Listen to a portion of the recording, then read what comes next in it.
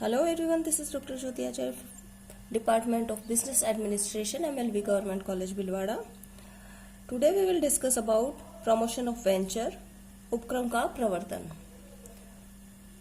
दुनिया में प्रतिदिन कई उपक्रमों का प्रवर्तन होता ही रहता है। विकसित ही नहीं, विकासशील देशों में भी प्रतिदिन अनेक उपक्रमों की स्थापना होती है। उपक्रम यह जानते हुए भी स्थापित किए जाते हैं कि दुनिया के लगभग 35% नए उपक्रम अपनी स्थापना के 2 वर्षों में तथा 54% उपक्रम 5 वर्षों में और 64% उपक्रम 6 वर्षों में बंद हो जाते हैं। लेकिन लोग नवीन उपक्रमों का प्रवर्तन कई कारणों से प्रेरित होकर करते हैं। नवयुवक प्रायः अपनी तकनीकी शिक्षा, ज्ञान, क्षमता, उत्साह, स्वतंत्रता की इच्छा, उपलब्धि की उच्च आकांक्षा आदि से प्रेरित होकर उपक्रम की स्थापना करने का निर्णय लेते हैं और कुछ लोग सेवा छोड़कर या नौकरी छोड़कर उपक्रम का प्रवर्तन करना चाहते हैं ताकि उनकी अपूर्ण इच्छाओं या आकांक्षाओं की पूर्ति हो सके।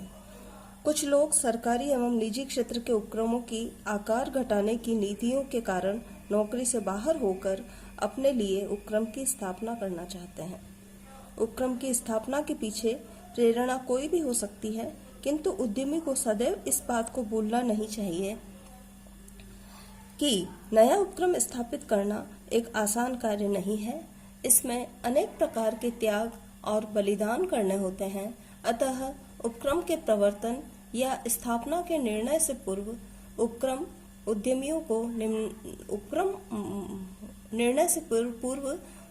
को कुछ पहलुओं पर विचार कर लेना चाहिए, जो निम्न प्रकार हैं। फर्स्ट है, स्थापित किए जाने वाले उपक्रम की असफलता की कितनी संभावना है। सेकंड है, उपक्रम की असफलता को रोकने तथा उसे सफल बनाने हेतु कौन कौन से कदम प्रारंभ से ही उठाए जा सकते हैं। और थर्ड है, यदि उपक्रम असफल हो जाए तो उसके अधिकतम बुरे परिणाम क्या हो सकते हैं। फोर्थ, उपक्रम के असफल होने की दशा में उसके परिणामों का सामना करने हेतु क्या व्यवस्था की जा सकती है। तो जो उद्यमी इन बातों पर विचार करके उपक्रम की स्थापना करने का निर्णय लेते हैं, उसे उपक्रम की असफलता पर न्यूनतम मानसिक आघात लगता है। उसके पारिवारिक सदस्यों को भी कम से कम कष्ट होता है तथा सामाजिक प्रतिष्ठा पर दुष्प्रभाव को सीमित किया जा सकता है। अब हम नेक्स्ट टॉपिक हम लेते हैं कि उपक्रम के प्रवर्तन की प्रक्रिया क्या होती है। वेंचर प्रमोशन प्रोसेस, या फिर इसको और भी कह सकते हैं उपक्रम के प्रवर्तन के आवश्यक कदम या essential steps in venture promotion. तो सबसे पहला पॉइंट, कुछ स्टेप्स उठाई जाती है उपक्रम को प्रमोट करने के लिए। वो पहली जो स्टेप होती है वो है अवसरों की खोज करना। आइडेंटिफिकेशन ऑफ अपॉर्चुनिटीज उपक्रम के प्रवर्तन की दिशा में यह पहला कदम है। उपक्रम अवसरों की खोज करना। उद्यमी को सर्वप्रथम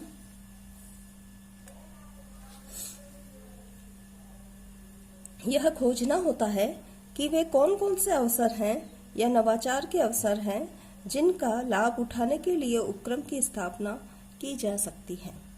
तो कुछ तथ्य हो सकते हैं, जैसे कि नए उत्पाद के विकास का निर्माण कर सकता है क्या, या किसी विद्यमान सेवा में सुधार करके अधिक अच्छे उत्पाद या सेवा का निर्माण किया जा सकता है, या फिर अच्छी कार्यविधि का उपयोग किया जा सकता है, या बाजार क्षेत्र का विकास हो सकता है या नहीं हो सकता। इस तरह से कई बिंदुओं पर, कई पहलुओं पर विचार करना आवश्यक होता है।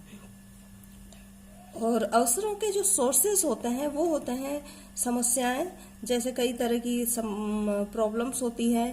अवसरों की खोज लोगों की संस्थाओं में समस्याओं से की जा सकती है और लोगों की समस्याओं को देख सुनकर उनके समाधान के विकल्पों में उपक्रम की स्थापना के अवसरों को खोजा जा सकता है। और आवश्यकताओं और आकांक्षाओं में भी अवसर मिल जाते हैं। कई आविष्कार होते हैं, कई प्रतिस्पर्धाएं होती हैं तथा कई तरह के तकनीकी चेंज, प्रौद्योगिकी चेंज और कई तरह के भिन्न भिन्न तरह के जो चेंजेस होते हैं, परिवर्तन होते हैं, क्योंकि परिवर्तन तो संसार का नियम है और परिवर्तन होता ही रहा है सभी क्षेत्रों में, तो उन परिवर्तनों में भी उपक्रम के अवसरों को खोजा जा सकता है। कई बार अप्रत्याशित घटनाएं हो जाती है। अप्रत्याशित घटनाओं में कुछ घटनाएं प्राकृतिक आपदाएं होती है, कुछ घटनाएं जैसे भूकंप है या फिर युद्ध की अवस्थाएं हैं, तो कई सारी तरह की जो अप्रत्याशित घटनाएं होती है वो भी नए अवसरों को जन्म देती हैं। नेक्स्ट पॉइंट है सेकंड, अवसरों का विश्लेषण एवं मूल्यांकन करना। उपक्रम के प्रवर्तन की दिशा में जो नेक्स्ट स्टेप होती है वो है खोजे गए अवसरों का विश्लेषण एवं मूल्यांकन करना। मूल्यांकन के लिए कुछ बातों का या आधारों का उपयोग किया जाना चाहिए, जैसे अवसरों की उपलब्धता की अवधि कितनी है, अवसरों का वास्तविक अनुभूति मूल्य कितना होता है, बाजार मांग एवं आकार का आकलन कितना है, संसाधनों की उपलब्धता के बारे में, क्षमता एवं कौशल की उपलब्धता के बारे में, जोखिम एवं प्रतिफल के आकलन किया जाना चाहिए, प्रतिस्पर्धी स्थिति का आकलन, वातावरण के घटक। इस तरह से कई सारे अवसरों के विश्लेषण एवं मूल्यांकन की आवश्यकता होती है। इन सभी का मूल्यांकन किया जाना आवश्यक है। थर्ड पॉइंट है प्रारंभिक तैयारियां करना, डूइंग प्रिलिमिनरी प्रिपरेशन। अवसरों का मूल्यांकन करने के बाद उद्यमी को कुछ प्रारंभिक तैयारियां करनी चाहिए।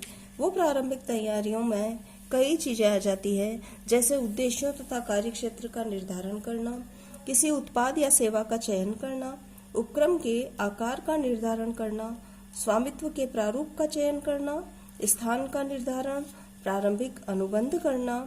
और प्रारंभिक अनुबंधों में कई सारे अनुबंध होते हैं, जैसे उपक्रम को खरीदने के अनुबंध, कॉपीराइट, पेटेंट आदि का, भूमि भवन आदि का कॉपीराइट और पेटेंट से संबंधित जो भी अनुबंध है प्रारंभिक अनुबंध है, फ्रेंचाइज के अनुबंध है, फ्रेंचाइजर के साथ में अनुबंध है, और उपक्रम स्थापित कर रहा साझेदारी उपक्रम है तो साझेदारों के साथ अनुबंध है, कंपनी का निर्माण है तो प्रारंभिक अनुबंध प्रारंभिक सदस्यों के साथ में है, और यदि सरकार के साथ संयुक्त क्षेत्र का उपक्रम स्थापित करना है तो सरकार के साथ समझौता, और विदेशी सहयोग से संयुक्त उद्यम है तो विदेशी सहयोगी फर्म के साथ प्रारंभिक अनुबंध, और प्रबंधकीय कर्मचारियों और देशी एवं विदेशी विशेषज्ञों के साथ में अगर वैज्ञानिक सलाहकारों कार है तो उनके विदेशी विशेषज्ञों वैज्ञानिक सलाहकारों के साथ में भी अनुबंध प्रारंभिक अनुबंध किए जा सकते हैं।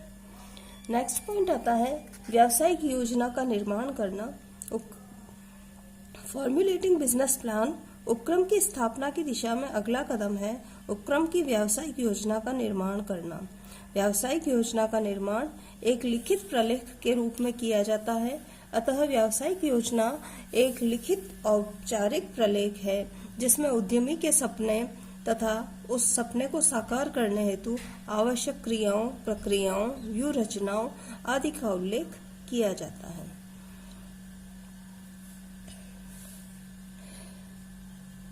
और साथ ही साथ कई तरह की योजनाएं का निर्माण, जैसे कि उपक्रम की आधारभूत योजना, उत्पादन योजना, वित्तीय योजना, विपणन योजना, कार्यालय योजना, सेवी वर्गीय योजना आदि योजनाएं बनाई जाती हैं।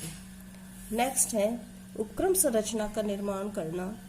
उपक्रम संरचना का निर्माण करना, बिल्डिंग, वेंचर स्ट्रक्चर।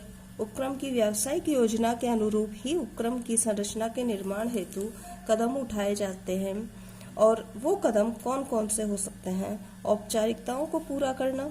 कौन कौन सी औपचारिकताएं? पंजीयन या समावेलन संबंधी औपचारिकताएं, वाणिज्यिक कर विभाग में पंजीयन करवाना, साथ ही साथ प्रदूषण नियंत्रण बोर्ड से प्रमाण पत्र लेना, नगरपालिका से अनुमति प्राप्त करना, विभिन्न मंत्रालयों से स्वीकृतियों या का अनुमोदन, रिजर्व बैंक से स्वीकृति, कंपनी मामलों के मंत्रालय, कंपनी विधानमंडल से अनुमोदन, आवश्यक संसाधनों एवं सुविधाओं की व्यवस्था करना। ये सारे उपक्रम संरचना के निर्माण के संबंध में आते हैं। कर्मचारियों की व्यवस्था करना, आंतरिक संगठन संरचना का निर्माण करना, विपणन व्यवस्था करना और वित्तीय व्यवस्था करना। तो ये सारे उपक्रम संरचना के निर्माण के महत्वपूर्ण पॉइंट हो जाते हैं। और उसके बाद में आता है उपक्रम का शुभारंभ करना। उपक्रम की स्थापना के लिए उठाए गए सभी कदमों का कोई महत्व नहीं रहता यदि उक्त उपक्रम अपना कारोबार प्रारंभ नहीं करता है। कंपनी प्रारूप वाले उपक्रमों को छोड़कर अन्य सभी प्रकार के उपक्रम उपयुक्त जो चरण बताए हैं वो पूरा होने के तत्काल अपने उपक्रम के व्यवसाय का शुभारंभ कर सकते हैं, किंतु एक सार्वजनिक कंपनी अपने व्यवसाय को तभी प्रारंभ कर सकती है जबकि उसे व्यवसाय प्रारंभ करने का प्रमाण पत्र प्राप्त हो जाए। कुछ औपचारिकताएं पूरी करने के बाद रजिस्ट्रार द्वारा यह प्रमाण पत्र जारी कर दिया जाता है। इस प्रमाण पत्र के प्राप्त होते ही सार्वजनिक कंपनी भी अपना व्यवसाय प्रारंभ कर सकती है। उपक्रम का शुभारंभ करते समय उद्यमी को अपने प्रबंधकों एवं अन्य कर्मचारियों को ऐसा नेतृत्व प्रदान करना चाहिए जिससे वे सभी मिलकर उपक्रम के संसाधनों का अधिकतम कुशलता एवं प्रभावकारिता के साथ उपयोग कर सकें।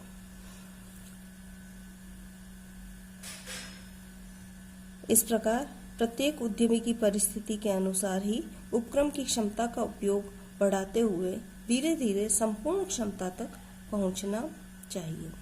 तो ये तो आज का हमारा टॉपिक था प्रमोशन ऑफ वेंचर, और प्रमोशन ऑफ वेंचर में भी essential steps in venture promotion को हमने आज अध्ययन किया। आज का हमारा टॉपिक यहीं समाप्त होता है। Thank you.